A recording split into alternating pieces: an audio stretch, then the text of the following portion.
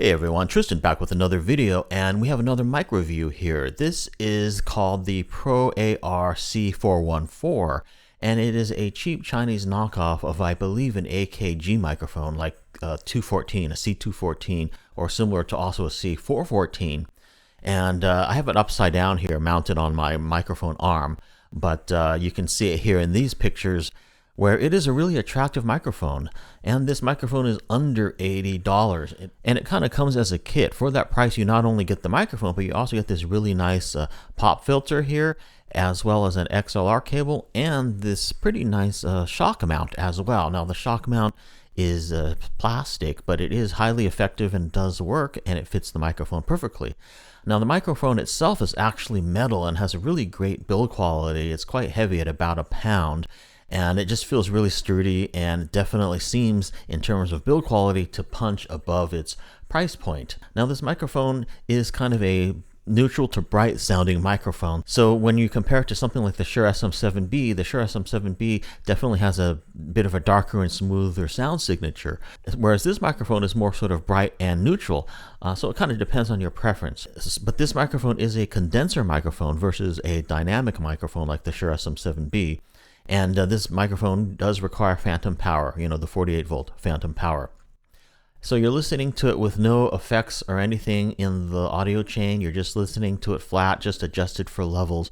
And I think it sounds pretty good. I am using the pop filter because my voice does tend to be pretty plosive and kind of breathy, so this pop filter really helps for that. So I am using the pop filter. Without it, I think you would have a lot more plosives and things like that in the audio.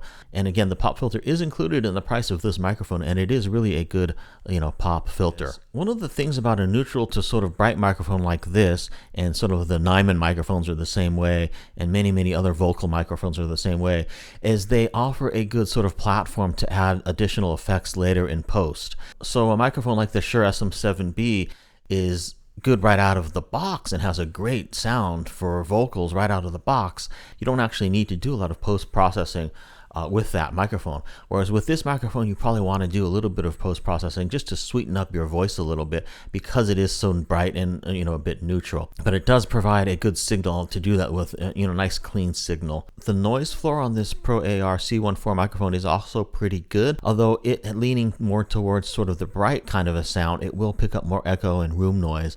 And it should be noted that this room does echo that I'm recording in a lot, so you might be hearing some of that echo in this recording. So far in this video, you've been listening to this microphone without any processing or anything, just pretty much straight out of the box into my Universal Audio 276 USB audio interface, just with no effects or anything. But just for fun, let's go ahead and turn on the compressor and the vintage mode on the Volt 276, which I now have on. You might notice the level is a bit higher because it does tend to bring up the gain a little bit when you turn on the compressor, but probably this sounds a little bit better with a little bit of vocal compressor built in, to the signal. And this microphone kind of takes that kind of effect pretty well. So this is how that sounds, and it probably does sweeten up the signal a little bit. So this just kind of shows that a microphone like this does take really well to effects, and you might want to do that in your digital audio workstation, or with a USB audio interface if your USB audio interface includes those kinds of effects. But let's go ahead and turn the effects off now.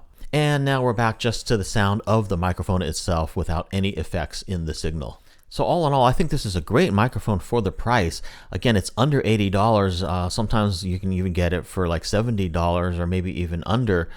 Check the description field. I'll post a link to it where you can get it on Amazon. I think it's really a great microphone for narration, and maybe even for musical instruments like recording guitar and stuff like that, and even for podcasts. But I think with a little bit of EQing and maybe some compression, I think this microphone definitely punches above its price point. And I think really it's almost equivalent to some microphones costing like 4 or 5 times as much. So I definitely recommend it. It's really a cool microphone for the price. So if you have any questions or comments, please feel free to leave them. And thanks for watching another microphone review video in the Photo Tristan channel. See you in my next video, everyone. Take care.